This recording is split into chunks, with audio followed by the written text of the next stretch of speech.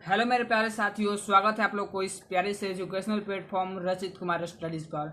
साथियों, आप लोग भी जानते होंगे कि आज हम लोग क्लास 7 के सामाजिक विज्ञान के जो आपके अर्धवार्षिक परीक्षा 18 सितंबर यानी कल होने वाला है, उसका आज हम लोग महामैराथन क्लास देखने वाले हैं इस वीडियो में। तो आप लोग वीडियो को अंत तक बने रहे। और आज हम लोग इस वीडियो में 2 मॉडल सेट करवाएंगे, जिसमें से आपको 100% ओरिजिनल पेपर एक बनकर आएगा। तो आप लोग बिना वीडियो के स्किप किए लगातार वीडियो को देखते रहिए और क्वेश्चन पेपर को आप लोग दोनों को देखिए और उसमें से आप सभी याद कर लीजिए। उसमें से एक आपके जो क्वेश्चन पेपर होगा कल एग्जाम में, वो लड़ेगा ही लड़ेगा। तो कल आपको एग्जाम में फोड़ना है तो अच्छे से इस वीडियो को देखना पड़ेगा। ठीक है साथियों, लगातार देखिए और अपने दोस्तों के पास शेयर कर दीजिए ताकि वो भी जान जाए कि कहाँ पर सभी मॉडल सेटों को करवाया जाता है। महामैराथन क्लास में एग्जाम की तैयारी कराई जाती है। तो साथियों चलिए हम लोग अपने देखते हैं क्वेश्चन पेपर को। देखिए साथियों, सबसे पहले देखेंगे कि हमारा क्वेश्चन पेपर सबसे पहले आपको कैसे दिया जाए कहा। तो देखिए, आपको यहाँ पर लिखा रहेगा अर्धवार्षिक मूल्यांकन 2024 क्लास 7 सामाजिक विज्ञान 2 घंटा का समय रहेगा। 50 नंबर का ये पेपर होने वाला है। यहाँ पर अपना नाम लिख लीजिएगा, यहाँ पर अपना रोल नंबर लिख लीजिएगा। वर्ग क्रमांक मतलब रोल नंबर होता है। यहाँ पर विद्यालय का नाम लिख लीजिएगा, यहाँ पर संकुल का नाम लिख लीजिएगा और यहाँ पर अपना जिला का नाम लिख लीजिएगा। ये सब शिक्षक करते हैं तो ये सब आप मत करिएगा, ठीक है। क्वेश्चन को अब देखते हैं। तो देखिए साथियों, आज हमारा वीडियो का पहला क्वेश्चन है कि सही विकल्प पर सही का निशान लगाइए। हमें सही से निशान लगाना है जो सही होगा। देखिए, अकबर ने निर्माण करवाया। अकबर ने क्या बनवाया था? तो बुलंद दरवाजा बनवाया था। अब दूसरा है ख नंबर, खरीद बिक्री का नया माध्यम क्या है? तो इंटरनेट। हम अब खरीद बिक्री इंटरनेट के माध्यम से भी कर पा रहे हैं। आप भी कर रहे होंगे, आपके घर के लोग भी कर रहे होंगे, ठीक है। अगला देखते हैं क्वेश्चन। अब देखिए ग नंबर है, भागलपुर में उद्योग है। भागलपुर में उद्योग किस चीज का है? तो सिल्क का है। अब देखिए, अब घ नंबर देखते हैं। घ है कि निम्न में कौन आकस्मिक भू संचलन का परिणाम नहीं है? तो ज्वालामुखी। ज्वालामुखी हमारा सही आंसर हो जाएगा। अब देखिए, हमारा रिक्त स्थान की पूर्ति करने का कह रहा है। दूसरा नंबर, रिक्त स्थानों की पूर्ति कोष्टक में दिए गए शब्दों से कीजिए। आपको ऐसा ही क्वेश्चन पेपर मिलेगा। सबसे पहले आपको ऑब्जेक्टिव ये 5 करना है, फिर रिक्त स्थान की पूर्ति करना होगा और फिर आपको मिलेगा मिलान करना, फिर आपको मिलेगा शत, फिर आपको क्वेश्चन पेपर दिखाया जाएगा लिखने वाला, ठीक है। तो आप लोग वीडियो को देखते रहिए, कोई भी घबराने की बात नहीं है। इस वीडियो में आपको सब बता दिया जाएगा। देखिए, रिक्त स्थानों की पूर्ति कोष्टक में दिए गए शब्दों से कीजिए। पहला है, दिल्ली सल्तनत का संस्थापक डैश था। देखिए, कोष्टक दिया उसी में से एक को भरना है, तो कुतुबुद्दीन ऐबक थे। अब है, दैनिक उपयोग की चीजों को एक ही छत के नीचे मिलती है, उसे क्या कहते हैं? तो उसे कहते हैं हम लोग शॉपिंग कॉम्प्लेक्स। तीसरा है, पृथ्वी की बीच की परत को डैश कहा जाता है। तो बीच की परत को सीमा कहा जाता है और आपको ऊपरी परत कहे तो उसको, और पृथ्वी के पहली परत को कहते हैं हम लोग सियाल, दूसरी परत को सीमा, तो दूसरी परत पूछ रहा है, और तीसरी परत को नीफे कहा जाता है। तो दूसरी परत पूछ रहा है तो दूसरी परत का आंसर हो जाएगा सीमा। अब चौथा है, हिमालय डैश पर्वत का उदाहरण है। तो हिमालय ये गलत दिया गया, लिखा गया है हिमालय वलित पर्वत का उदाहरण है, तो वलित पर्वत मारिएगा, ये गलत है, ठीक है।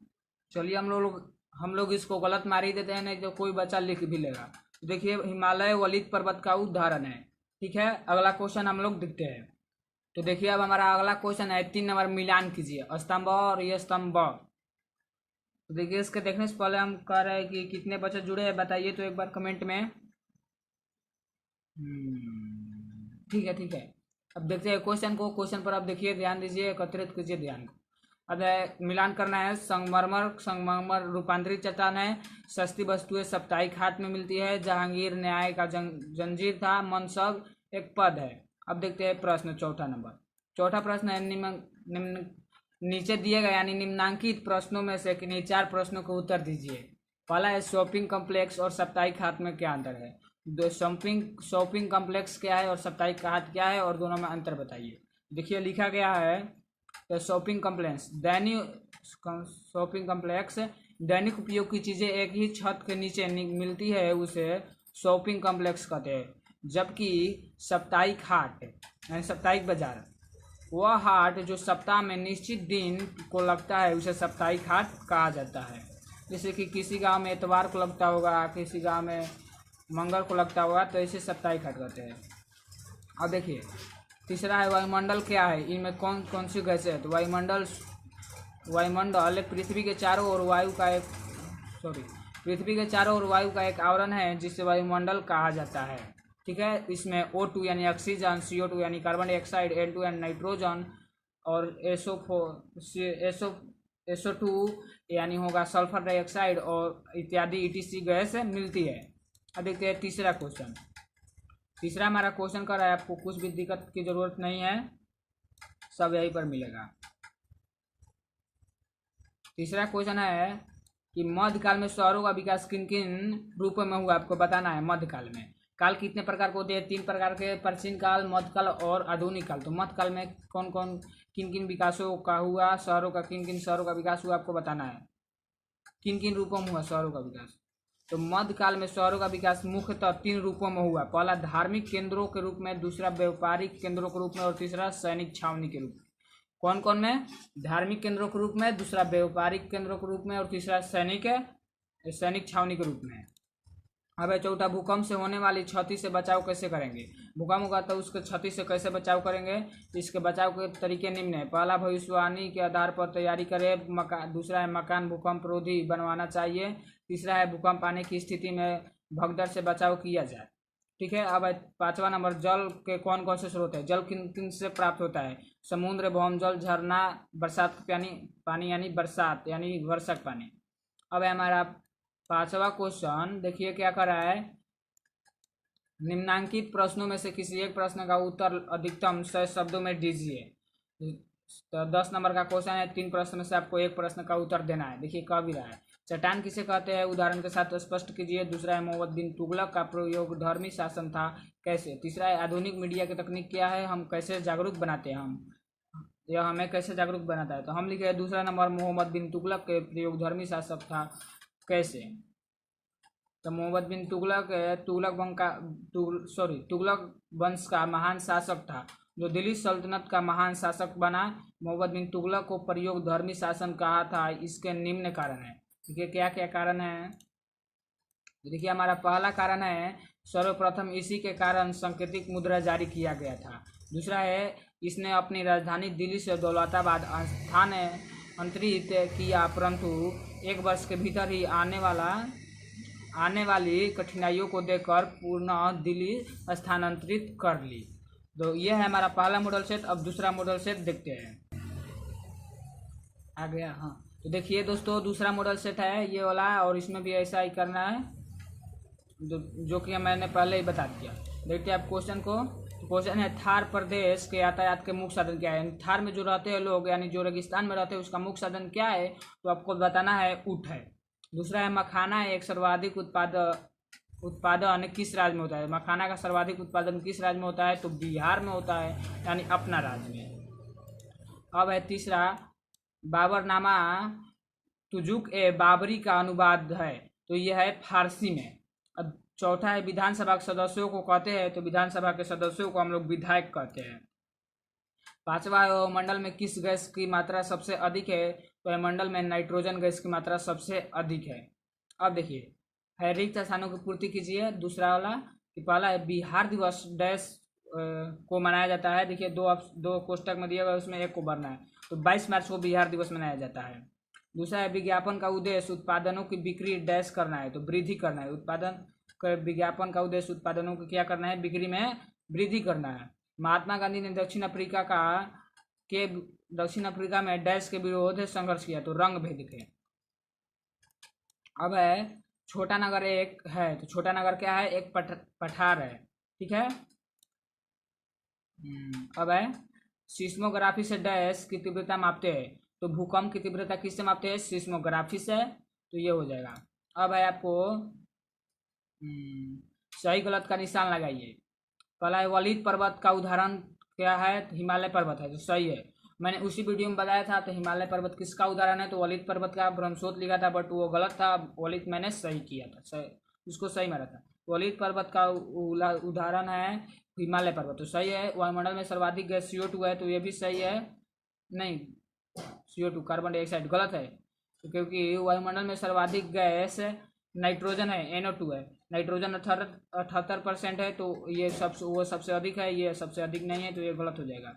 अब अकबरनामा अबुल फजल ने लिखा, तो ये सही है, देखे थे हम लोग ऑब्जेक्टिव में। और ठीक, अब अगला क्वेश्चन है, थोक बाजार से उपभोक्ता यानी ग्राहक सीधे सामान खरीदते हैं, गलत है। संगमरमर एक रूपांतरित चट्टान है, तो ये सही है। अब देखे थे हम लोग क्या, कहाँ पर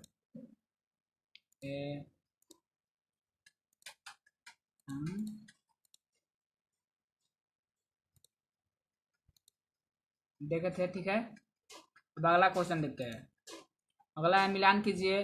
तो अटाला मस्जिद जौनपुर में है, बरौनी में क्या है, तेल शोधक कारखाना है, बरौनी हमारे बिहार में ही है। फिर है तुगलक वंश गयासुद्दीन है, शाहजहाँ, मयूर सिन्हान है, और दूधिया मालदह, मतलब दूधिया मालदह क्या होता है, आम होता है एक प्रकार का, सॉरी। अगला देखते हैं। अगला है, जल चक्र क्या होता है, चित्र सहित समझाइए। तो पृथ्वी का जल सूर्य उष्मा द्वारा वाष्पीकरण है, इस क्रिया में वाष्पिक वाष्पिक वाष्पीकरण होता है, इस क्रिया में बदल जाता है, बादल ठंडा होने के बाद वर्षा होती है, भाप बन जाता है, पानी पुनः पृथ्वी पर आ जाता है, इसी प्रक्रिया को हम लोग जल चक्र कहते हैं। यानी देखिए, समझिए कि नदी का पानी है, सूर्य के प्रकाश के कारण उड़ गया, और फिर वो बादल का रूप ले लिया, संघनित होकर फिर वर्षा के रूप में हमारे जमीन पर आ गया। यही प्रक्रिया चलती रहती है, इसे तो जल चक्र कहते हैं। समझ में आ गया। अगला देखते हैं। दूसरा, ग्लोबल वार्मिंग क्या है। देखिए, अनेक प्रकार की प्रकृति और मानवीय क्रिया गतिविधियां के द्वारा पृथ्वी के गति में, पृथ्वी की परत में लगातार वृद्धि हो रही है, और इसे ही हम लोग भूतापन कहते हैं। भूतापन, जिसे इंग्लिश में क्या कहते हैं, ग्लोबल वार्मिंग। भूतापन को इंग्लिश में कहते हैं ग्लोबल वार्मिंग। हमारे इंग्लिश में पूछा है, हिंदी में दे दिया, ठीक है। अब है, न्यूनतम समर्थन का मूल्य क्या होता है। तो भारत में किसानों को उनकी उपज का ठीक मूल्य दिलाने और बाजार में कीमतों को गिरने से रोकने के लिए सरकार जो मूल्य न्यूनतम समर्थन मूल्य की घोषणा करती है, उसे ही न्यूनतम समर्थक मूल्य कहते हैं, ठीक है। अब अगला क्वेश्चन, खानकाह क्या होता है। तो सूफी संतों द्वारा जहाँ इस्लाम एवं रहस्यवादी चिंतन की शिक्षा प्राप्त की जाती है, उसे खानकाह कहा जाता है। अब है हमारा कि अब है कि किसी एक प्रश्न का उत्तर 80 से 100 शब्द में दीजिए। 10 नंबर का क्वेश्चन है कि वायु प्रदूषण क्या है, इसके कारणों को विस्तृत चर्चा कीजिए। दूसरा है, राज्यपाल को नियुक्ति कार्यकाल और दायित्व को समझाइए। तीसरा है, मुगल साम्राज्य के पतन का क्या कारण है। तो हम लोग लिखे हैं, सबसे आसान है, वायु प्रदूषण क्या है, इसके कारणों को विस्तृत चर्चा कीजिए। तो यही लिखे है। देखिए, वायु प्रदूषण, वायु की भौतिक, रासायनिक एवं जैविक संरचनाओं से होने वाली औक्षानिक परिवर्तन जो जीवों को किसी न किसी रूप में दुष्प्रभावित करते हैं, उसे वायु प्रदूषण कहते हैं। वायु प्रदूषण के कारण क्या क्या है, देखिए। तो वायु प्रदूषण का पहला कारण है बढ़ती आबादी, दूसरा है वनों की अनाधून कटाई, तीसरा है बढ़ते उद्योग, और फिर वाहनों का ज़्यादा उपयोग, परमाणु परीक्षण। वायु प्रदूषण के प्रति व्यक्ति में जागरूकता का अभाव। यही है हमारा आज का सामाजिक विज्ञान का क्वेश्चन पेपर क्लास 7 का। और आगे देखेंगे, आपको शाम को न जुड़ना भूलिएगा। शाम को कितना बजे, 5 बजे आपका साइंस का है महामैराथन क्लास, उसमें भी जुड़ जाइएगा। धन्यवाद।